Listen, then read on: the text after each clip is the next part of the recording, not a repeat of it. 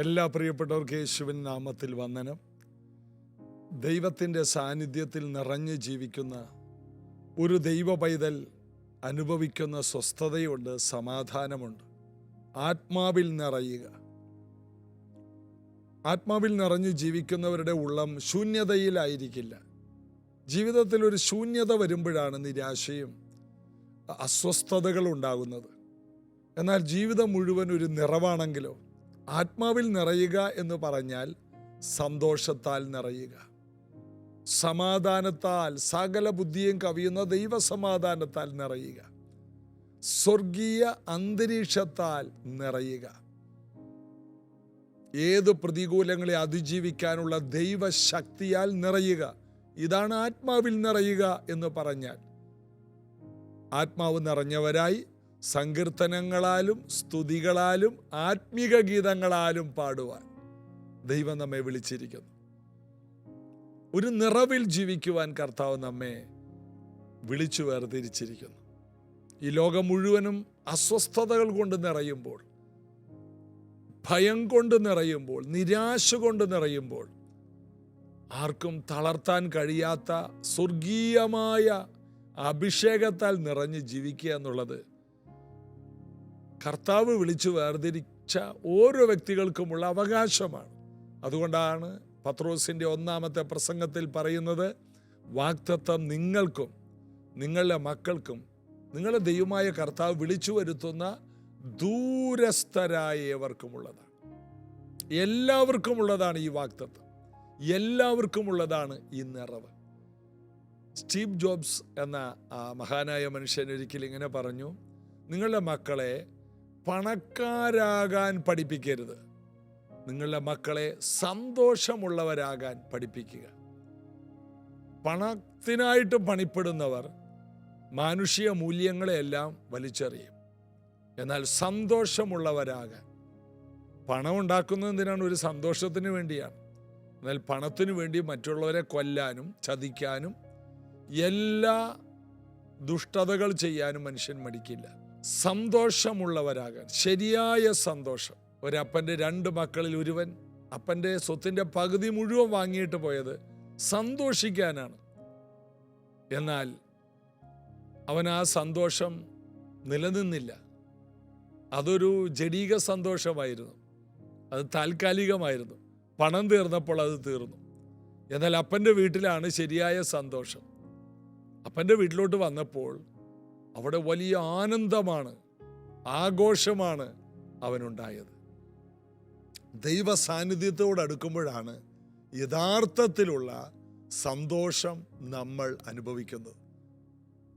നെഹമ്യാവിൻ്റെ പുസ്തകത്തിൽ പറയുന്നത്, യഹോവയെങ്കിലെ സന്തോഷം നമ്മുടെ ബലമാണ്.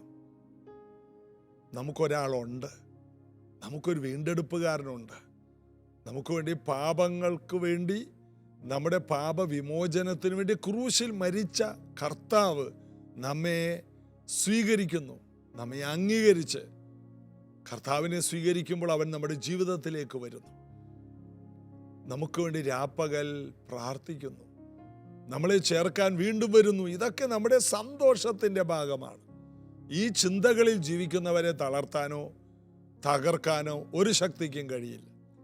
കർത്താവിൽ നമുക്ക് അധികം ബലപ്പെടാം. ചേർന്ന് പാടി യേശുവിൽ ആരാധിക്കാം. നാനും എൻ വീടും എൻ വീട്ടാരനേവരും ഓയാമൽ നன்றി சொல்வோம். നാനും എൻ വീടും എൻ വീട്ടാരനേവരും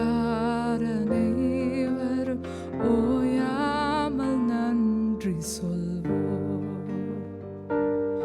ഒരു കരു പോലെ കാത്തീരേ നன்றി, എന്നെ സിതയാമൽ സുമന്തീരേ നன்றി. ഒരു കരു പോലെ കാത്തീരേ നன்றി, എന്നെ സിതയാമൽ സുമന്തീരേ നன்றി.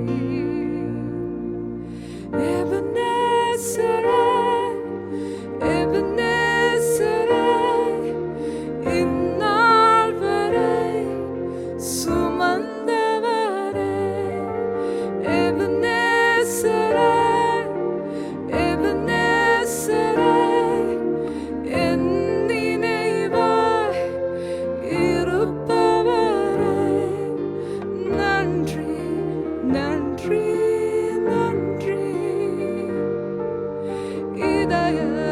சுமந்தீரே நன்றி. நன்றி நன்றி நன்றி. கரு போல சுமந்தீரே நன்றி. நானும் என் வீடும் என் வீட்டார் அனைவரும் ஓயாமல் நன்றி சொல்வோம். நானும் என் வீடும் என் வீட்டார் அனைவரும் ஓயாமல் நன்றி சொல்வோம். ஒரு கரு போல காத்தீரே நன்றி. என் இதயாமல் சுமந்தீரே நன்றி. ஒரு கரு போல காத்தீரே நன்றி. என்னை சிதையாமல் சுமந்தீரே நன்றி. எபினேசரே, எபினேசரே, இந்நாள் வரை சுமந்தவரே. எபினேசரே, எபினேசரே, என் நினைவாய் இருப்பவர். எபினேசரே, எபினேசரே, எபினேசரே, இந்நாள் வரை சுமந்தவரே. எபினேசரே, எபினேசரே, என் நினைவாய் இருப்பவரே. நன்றி நன்றி நன்றி. இதயத்தில் சுமந்தீரே நன்றி. நன்றி நன்றி நன்றி. கரு போல சுமந்தீரே நன்றி. நன்றி நன்றி நன்றி. இதயத்தில் சுமந்தீரே நன்றி. நன்றி நன்றி நன்றி. கரு போல സുമന്തീരേ നന്ദി. നന്ദി കർത്താവേ, ഇത്രത്തോളം ഞങ്ങളെ ചുമക്കുന്നതിനായി നന്ദി. ഓരോ ദിവസവും അങ്ങയുടെ ഹൃദയത്തിൽ അങ്ങ് ഞങ്ങളെ ചുമക്കുന്നല്ലോ. ഇത്രത്തോളം ഞങ്ങളെ സഹായിച്ചതിനായി നന്ദി എബിനേസറേ. അപ്പോസ്തല പ്രവൃത്തി 5-ാം അധ്യായത്തിലെ 34 മുതലാണ് ഇന്ന് നമ്മൾ ധ്യാനിക്കുന്നത്. 34 തൊട്ട് 37 വരെ ഉള്ള ഭാഗം ഗമാലിയേൽ എന്ന് പറയുന്ന ഒരു പരീശൻ. അദ്ദേഹം വേദ പണ്ഡിതനാണ്. പൗലോസ് പിന്നീട് പറയുന്നുണ്ട്, ഞാൻ ഗമാലിയേലിന്റെ പാദപീഠത്തിലിരുന്നാണ് ന്യായപ്രമാണം പ്രാപിച്ചത്. ആ കാലത്തെ ഏറ്റവും വലിയ പണ്ഡിതനും മഹാനുമായ ഒരു മനുഷ്യൻ. മഹാപുരോഹിതന്മാരും ശാസ്ത്രിമാരും പത്രോസിനെ, അപ്പോസ്തലന്മാരെ ചോദ്യം ചെയ്യുന്ന സമയത്ത് പത്രോസിൻ്റെയും അപ്പോസ്തലന്മാരുടെയും ഒരേ ശബ്ദത്തിലുള്ള സുവിശേഷം കേട്ടപ്പോൾ കോപപരവശരായി ഈ മഹാപുരോഹിതനും ഈ പുരോഹിതന്മാരും പരീശന്മാരും ഈ ശിഷ്യന്മാരെ, അപ്പോസ്തലന്മാരെ ഒടുക്കി കളയാൻ ഭാവിച്ചു. ആ സമയത്ത് അവരെയെല്ലാം പുറത്താക്കാനായിട്ട് ഗമാലിയേൽ പറഞ്ഞു. എന്നിട്ട് ഈ മഹാപുരോഹിതന്മാർക്കും അന്നത്തെ യഹൂദ നേതാക്കന്മാർക്കും ഗമാലിയേൽ കൊടുക്കുന്ന ഒരു ക്ലാസ് ആണ് ഇനി 34 തൊട്ട് 37 വരെയുള്ള കാര്യം. അതിനകത്ത് ഇങ്ങനെയാണ്: അപ്പോൾ സർവ്വജനത്തിനും ബഹുമാനമുള്ള ധർമ്മോപദേഷ്ടാവായ ഗമാലിയേൽ എന്നൊരു പരീശൻ ന്യായാധിപ സംഘത്തിൽ എഴുന്നേറ്റ് അവരെ കുറെ നേരം പുറത്താക്കുവാൻ കൽപ്പിച്ചു. പിന്നെ അവൻ അവരോട്, ഇസ്രായേൽ പുരുഷന്മാരെ, ഈ മനുഷ്യരുടെ കാര്യത്തിൽ നിങ്ങൾ എന്ത് ചെയ്യാൻ പോകുന്നു എന്ന് സൂക്ഷിച്ചുകൊള്ളുവിൻ. ഈ നാളുകൾക്ക് മുമ്പ് തദാസ് എന്നൊരുവൻ എഴുന്നേറ്റ് താൻ മഹാൻ എന്ന് നടിച്ചു. ഏകദേശം 400 പുരുഷന്മാർ അവനോട് ചേർന്ന് കൂടി. എങ്കിലും അവൻ നശിക്കുകയും അവനെ അനുസരിച്ചവർ എല്ലാവരും ചിന്നി ഒന്നുമില്ലാതാകുകയും ചെയ്തു. അതിനുശേഷം ഗലീലക്കാരനായ യൂദാ ചാർത്തലിന്റെ കാലത്ത് എഴുന്നേറ്റ് ജനത്തെ തന്റെ പക്ഷം ചേരാൻ വശീകരിച്ചു. അവനും നശിച്ചു. അവനെ അനുസരിച്ചവർ ഒക്കെയും ചിതറിപ്പോയി. ആകയാൽ ഈ മനുഷ്യരെ വിട്ട് ഒഴിഞ്ഞുകൊള്ളുവിൻ എന്ന് ഞാൻ നിങ്ങളോട് പറയുന്നു. ഈ ആലോചനയോ പ്രവൃത്തിയോ മാനുഷികമെന്ന് വരികിൽ നശിച്ചു പോകും. ദൈവികമെങ്കിലോ നിങ്ങൾക്കത് നശിപ്പിക്കാൻ കഴിയില്ല. നിങ്ങൾ ദൈവത്തോട് പോരാടുന്നു എന്ന് വരരുതല്ലോ എന്ന് പറഞ്ഞു. ഗമാലിയേൽ അവിടെ ഇവിടെയും കൊള്ളാതെ സംസാരിക്കാൻ ഭയങ്കര മിടുക്കനാണ്. അങ്ങനെയുള്ള ആൾക്കാർ നമ്മുടെ സമൂഹത്തിലുണ്ട്. പ്രത്യേകിച്ച് ഈ ചാനലുകാർക്ക് അങ്ങനെ ഒരു പ്രത്യേക കഴിവുള്ളതായിട്ട് എനിക്കറിയാം. നമുക്ക് എല്ലാവർക്കും അറിയാം. അവര് മറ്റേ പാർട്ടിയെക്കുറിച്ച് പറഞ്ഞിട്ട് ഉടനെ ഇപ്പുറത്തെ പാർട്ടിയെക്കുറിച്ചും പറയും. ഇങ്ങനെ നിൽക്കുന്നവർക്ക് എല്ലാവരുടെയും ഒരു സപ്പോർട്ട് ഉണ്ടാകും. അങ്ങനെ നിൽക്കുന്ന ഒരാളാണ് ഗമാലിയേൽ. ഗമാലിയേൽ യേശുവിനെ കുറിച്ച് അറിയാവുന്നവനാണ്. ഗമാലിയേൽ വേദപുസ്തകം നന്നായിട്ട് അറിയാവുന്ന ആളാണ്.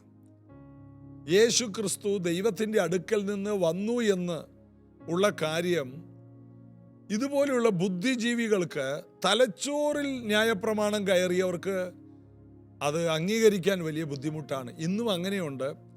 ബൈബിൾ പഠിച്ച്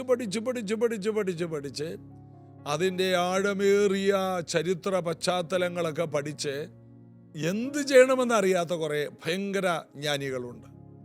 അവർക്ക് പഠിപ്പിക്കാൻ ഭയങ്കര കഴിവാണ്, പുസ്തകങ്ങൾ എഴുതാൻ ഭയങ്കര കഴിവാണ്, അവർക്ക് എവിടെ പോയാലും വലിയ മാന്യതകളാണ്. എന്നാൽ അവർക്ക് സാക്ഷാൽ യേശുവിനെ കർത്താവേ എന്ന് വിളിക്കാൻ കഴിയുന്നില്ല. ഇതാ പത്രോസും മറ്റുള്ള അപ്പോസ്തലന്മാരും യേശുവിനെ ക്രിസ്തുവെന്ന് തെളിയിച്ചിട്ട് പോലും സാക്ഷാൽ ദൈവവചനം കേട്ടിട്ടും ഹൃദയം തുറക്കാത്ത ആൾക്കാർ. ആവർത്തന പുസ്തകം 29:3 പറയുന്ന പോലെ, കാണുന്ന കണ്ണും കേൾക്കുന്ന ചെവിയും തിരിച്ചറിയുന്ന ഹൃദയവും ദൈവം ഇന്നുവരെ നിങ്ങൾക്ക് തന്നിട്ടില്ല എന്ന് പറയുന്ന കൂട്ടത്തിൽപ്പെട്ടവരായി മാറി. ജ്ഞാനികളെന്ന് പറഞ്ഞവർ മൂഢരായി പോയി. ഏതാണ് യഥാർത്ഥ ജ്ഞാനം? യഹോവ ഭക്തിയാണ് ജ്ഞാനത്തിൻ്റെ ആരംഭം. ഗമാലിയേലിന്റെ പാദപീഠത്തിലിരുന്ന് ശൗല് പഠിച്ചത് മുഴുവനും അവനെ തീവ്രവാദിയാക്കി. സ്തേഫാനോസിനെ കൊല്ലുമ്പോൾ കല്ലെറിയുന്നവരുടെ വസ്ത്രം സൂക്ഷിക്കുന്നവനായിട്ട് ഈ പൗലൂസ് മാറി. പൗലൂസിന് വലിയ ഉയരമില്ലായിരുന്നു, 4 അടി ഉയരമൊക്കെ ഉണ്ടായിരുന്നുള്ളൂ എന്നൊക്കെ ചരിത്രം ആരൊക്കെയോ പറഞ്ഞ് ഞാൻ കേട്ടിട്ടുണ്ട്. അപ്പം നന്നായിട്ട് എറിയാൻ പറ്റുന്നവരോട് പറഞ്ഞു, നിങ്ങളുടെ വസ്ത്രം കൊണ്ട് തന്നേക്ക്. മേൽവസ്ത്രമുണ്ട്, ഷാള് പോലെ പുതയ്ക്കുന്നത്. കാരണം ഇവർക്ക് ഒത്തിരി വസ്ത്രങ്ങളൊക്കെ ഉണ്ട്. അങ്ങാടിയിൽ വന്ദനവും പള്ളിയിൽ മുഖ്യാസനവും ലഭിക്കുന്നവരാണ് ഈ കല്ലെറിയുന്നത്. സ്വന്തം കണ്ണിലെ കോല് നോക്കാതെ മറ്റുള്ളവരുടെ കരട് കണ്ടുപിടിക്കുന്ന ആൾക്കാർ. അങ്ങനെയുള്ള ആൾക്കാരെയാണ് ഗമാലിയേലിന്റെ പാദപീഠത്തിൽ നിന്ന് ഉണ്ടാക്കിയെടുത്തത്. അതിൻ്റെ മെയിൻ ആളാണ് ശൗല്. എന്നാൽ ഗമാലിയേലിന്റെ യൂണിവേഴ്സിറ്റിയിൽ അതിൻ്റെ പടിവാതുക്ക പോലെ ഇരിക്കാൻ യോഗ്യതയില്ലാത്ത ശീമോൻ പത്രോസായി മാറി. യോഹന്നാൻ, മറ്റുള്ള അപ്പോസ്തലന്മാർ അവർ ശക്തരായി, അവർ അഭിഷിക്തരായി ക്രിസ്തുവിൽ നിറഞ്ഞു നിൽക്കുന്നത് നമുക്കൊരു വസ്തു കാണാം. സ്വർഗീയ ജ്ഞാനം കൊണ്ട് നിറഞ്ഞ അപ്പോസ്തലന്മാരും ദൈവവചനത്തെ ബുദ്ധിപരമായി പഠിച്ച, ഭക്തിയുടെ വേഷം ധരിച്ചതിൻ്റെ ശക്തിയെ ത്യജിച്ച ഒരു കൂട്ടം ഭൂരിപക്ഷം മറുവശത്ത് നിൽക്കുന്നു. എപ്പോൾ എവിടെ ചെന്നാലും ശരിയായ സത്യത്തിൻ്റെ മാർഗത്തിൽ നിൽക്കുന്നവർ ന്യൂനപക്ഷമായിരിക്കും. പിശാചിൻ്റെ കൈകളിൽ ഒരിക്കലും പെടാത്തവരാണ് കർത്താവിൽ നിന്ന് പ്രാപിച്ച അഭിഷേകത്തിൽ നിറഞ്ഞ വ്യക്തികൾ. എന്നാൽ ദൈവവചനം തലച്ചോറിനകത്ത് കയറ്റിയവരെ പിശാചിന് ഏത് നിലയിലും തിരിക്കാനും മറിക്കാനും കഴിയും. ഗമാലിയേൽ പറഞ്ഞു, അവരെ അങ്ങോട്ട് വിട്ടേക്ക്. ഇനി ഈ കാര്യം പണ്ടൊരുത്തൻ ഇതുപോലെ ഇറങ്ങിയതാണ്. 400 പേരുണ്ടായിരുന്നു എൻ്റെ കൂടെ. അവസാനം അവനും പോയി, കൂടെയുള്ളവരും ചിതറി.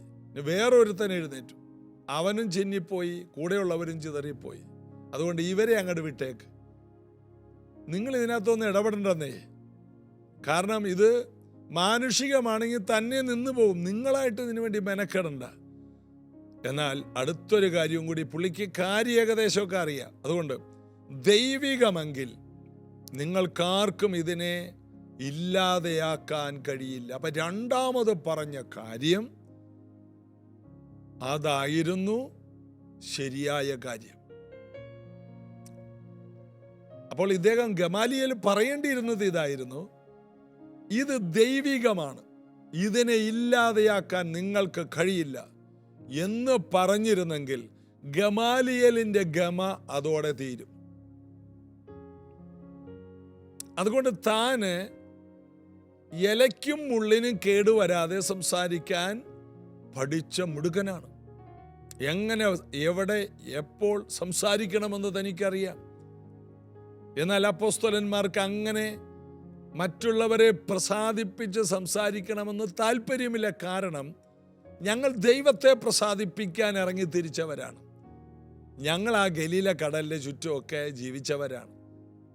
എന്നാൽ ഞങ്ങളെ തേടി ഒരുവൻ വന്നു. അവൻ പ്രപഞ്ചത്തെ ഉണ്ടാക്കിയവനാണെന്ന് അറിഞ്ഞപ്പോൾ ഞങ്ങൾ വൈകിപ്പോയി. അതുകൊണ്ട് ഞങ്ങൾ കേട്ടതും ഞങ്ങൾ കണ്ടതും ഞങ്ങൾ നോക്കിയതും ഞങ്ങൾ തൊട്ടതുമായ ജീവന്റെ വചനം, ആ വചനം ജഡമായി തീർന്നു, കൃപയും സത്യവും നിറഞ്ഞവനായി ഞങ്ങളുടെ ഇടയിൽ പാർത്തു. ഇതൊക്കെയാണ് അപ്പോസ്തലന്മാർക്ക് പറയാനുള്ളത്. വളരെ വ്യക്തവും സ്പഷ്ടവുമായി യേശുവിനെ കുറിച്ച് പറയുവാൻ ഇന്നും രക്ഷിക്കപ്പെട്ട ദൈവമക്കളുടെ ഇടയിൽ പോലും പലർക്കും ഒരു വ്യക്തതയില്ല. പലരും സംസാരിക്കുന്ന ഒരു ഗമാലിയേലിനെ പോലെയാണ്, ആരും പിണക്കാതെ പറയുന്ന സുവിശേഷം. ഇതാണ് ഗമാലിയേലിന്റെ സുവിശേഷം. ഇത് ദൈവികമെങ്കിൽ ആർക്കും തോൽപ്പിക്കാൻ കഴിയില്ല. ഇത് കർത്താവിന് ചെയ്യാനൊക്കെ കഴിയും, ചിലപ്പോൾ കർത്താവ് ചെയ്തില്ലെന്നും ഇരിക്കും. ഇങ്ങനെയൊക്കെ പറഞ്ഞ് രണ്ട് പക്ഷത്തെയും സോപ്പിടുന്ന ഒരു രീതിയെ അപ്പോസ്തലന്മാർക്കറിയില്ല. അവരൊരു കാര്യത്തിൽ ഫോക്കസ് ചെയ്തവരാണ്. എന്താണ്? യേശു ക്രിസ്തുവിൻ്റെ ക്രൂശിൽ. ക്രൂശിക്കപ്പെട്ട ക്രിസ്തു അല്ലാതെ വേറെ ഒന്നും അവർക്ക് അറിയണ്ട. യേശുവിൻ്റെ ക്രൂശ് മരണമാണ് നിങ്ങളുടെ വീണ്ടെടുപ്പെന്ന് പരസ്യമായി പറയുവാൻ അവരെഴുന്നേറ്റിരിക്കുകയാണ്. അതിനുള്ള ശക്തിയാണ് അവർക്കുള്ളത്, അതിനുള്ള നിറവാണ് അവർക്കുള്ളത്. അവരത് കണ്ടതാണ്, ഉയർത്തെഴുന്നേറ്റവനെ കണ്ടതാണ്, ഉയർത്തെഴുന്നേറ്റവൻ്റെ കൂടെ തിന്നുകുടിച്ചവരാണ്, മഹിമ കണ്ട സാക്ഷികളാണ്. അവരെ ഒരിക്കലും ഈ സാക്ഷികളെ അടക്കി വെക്കാൻ കഴിയില്ല. ഒന്ന്, ഇവർ കണ്ടതാണ്. രണ്ട്, ആദ്യമതിലുള്ള പരിശുദ്ധാത്മാവ്, സാക്ഷിയായ പരിശുദ്ധാത്മാവും അവരുടെ കൂടെയുണ്ട്. ഇത് രണ്ടും കൂടി ചേർന്ന് കഴിഞ്ഞപ്പോൾ ചരിത്ര പുരുഷന്മാർ എഴുന്നേറ്റ് വന്നു. പഠിപ്പില്ലാത്തവര്, സാമാന്യരുമായ മനുഷ്യരുടെ ഇടയിൽ ചിലർ എഴുന്നേറ്റ് വന്നു.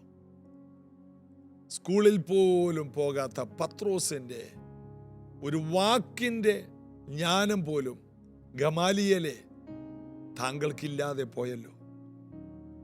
ഇന്ന് സമൂഹത്തിൽ വലിയ ജ്ഞാനികളെ എല്ലാവർക്കും ബഹുമാനമാണ്, വലിയ സമ്പന്നരെയും വിദ്യാസമ്പന്നരെയും അവിടെയും ഇവിടെയും ഇല്ലാതെ സംസാരിക്കുന്നവരെ. എന്നാൽ എന്ത് പ്രതികൂലം വന്നാലും എന്ത് വിമർശനം വന്നാലും അറിഞ്ഞ സത്യത്തെ വിളിച്ചു പറയുന്ന അപ്പോസ്തോലിക അഭിഷേകമുള്ളവർ ഈ തലമുറയിൽ എഴുന്നേറ്റാൽ അവിടെയാണ് ജയിലുകൾ തുറക്കുന്നത്, അവിടെയാണ് നിഴൽ തട്ടി രോഗികൾ സൗഖ്യമാകും, അവിടെയാണ് വിടുതലുകൾ വ്യാപരിക്കുന്നത്. ഈ ദിവസങ്ങളിൽ അതുപോലെയുള്ള കർത്താവിൽ നിറഞ്ഞു നിൽക്കുന്ന വ്യക്തികൾ നമ്മുടെ ഇടയിൽ നിന്ന് എഴുന്നേറ്റ് വരുവാൻ, അത് നമ്മൾ ഓരോരുത്തരുമായി തീരാൻ നമുക്ക് പ്രാർത്ഥിക്കണം. ചേർന്ന് നമുക്ക് പ്രാർത്ഥിക്കാം. കർത്താവേ, ഞങ്ങൾ ആരോടും അങ്ങയെക്കുറിച്ച് വളരെ വ്യക്തമായും സ്പഷ്ടമായും വളരെ ശക്തമായി അങ്ങയുടെ നാമത്തെ ഉയർത്തേണ്ടതിന് ക്രൂശിക്കപ്പെട്ട അങ്ങയെക്കുറിച്ച് ശക്തമായി പറയുവാൻ, തെളിവോടുകൂടി പറയുവാൻ, അനുഭവത്തിൽ നിന്ന് പറയുവാൻ, ഏത് വിമർശനങ്ങളെയും വെല്ലുവിളിച്ചുകൊണ്ട് പറയുവാനുള്ള സുവിശേഷത്തിന്റെ ശക്തി ഞങ്ങളുടെ മേൽ തരണമേ. അവസാനത്തെ വ്യക്തിയും രക്ഷിക്കപ്പെടും വരെയും സുവിശേഷം എല്ലാ ഹൃദയങ്ങളിലും പകർന്നു കൊടുക്കത്തക്ക രീതിയിൽ തെളിവായ വചനം അവർക്ക് പകർന്നു കൊടുക്കുവാൻ ദൈവമക്കളായ ഞങ്ങൾ പ്രാപിച്ച ഈ സുവിശേഷത്തെ മറ്റുള്ളവർക്ക് വിടുതലായി തക്ക രീതിയിൽ പകർന്നു കൊടുക്കുവാൻ ഞങ്ങളെ ഉപയോഗിക്കണമേ. അങ്ങയുടെ രാജ്യവും നീതി അന്വേഷിക്കുവാൻ ഞങ്ങളെ സമർപ്പിക്കണം. ഇത് കേൾക്കുന്നവർ സൗഖ്യമാകണം, ഇത് കേൾക്കുന്നവർ വിടുതൽ പ്രാപിക്കണം, അനുഗ്രഹിക്കപ്പെടട്ടെ. യേശുവിൻ നാമത്തിൽ പിതാവേ, ആമേൻ. അപ്പോസ്തല പ്രവൃത്തി ഇങ്ങനെ തുടർന്നുകൊണ്ടിരിക്കും. ഇന്ന് പ്രത്യേകിച്ച് നമ്മുടെ 3 ദിവസത്തെ ഉപവാസ പ്രാർത്ഥന പ്രൈസ് ജനറേഷനിൽ നടക്കുന്ന ഉപവാസ പ്രാർത്ഥനയുടെ ആദ്യ ദിവസമാണ്. നാളെയും മറ്റന്നാളും ഉപവാസ പ്രാർത്ഥനയുണ്ട്. രാവിലെ 10:30 മുതൽ 2 മണി വരെയാണ്. താല്പര്യമുള്ളവർ കടന്നു വരണം. കഴിഞ്ഞ മാസത്തെ ഉപവാസ പ്രാർത്ഥനയിൽ അസാധാരണമായ ദൈവകൃപ അനുഭവിക്കാനിടയായി. മാത്രമല്ല, ശക്തനായ ദൈവദാസൻ, ദൈവം ഉപയോഗിക്കുന്നൊരു ദൈവദാസൻ ദൈവം അയച്ചിട്ട് വന്നു. സാധാരണമായൊരു ദൈവകൃപ കവിഞ്ഞൊഴുകുവാനിടയായി. അതുപോലെയുള്ള പ്രത്യേകമായ ദൈവം അയച്ചവർ കടന്നു വരട്ടെ. ദൈവത്താൽ നിയുക്തരായവർ വന്ന് ശുശ്രൂഷ ചെയ്യട്ടെ. നമുക്ക് ഒരുമിച്ച് കൂടാം, പ്രാർത്ഥിക്കാം. കർത്താവ് അനുഗ്രഹിക്കട്ടെ. ആമേൻ.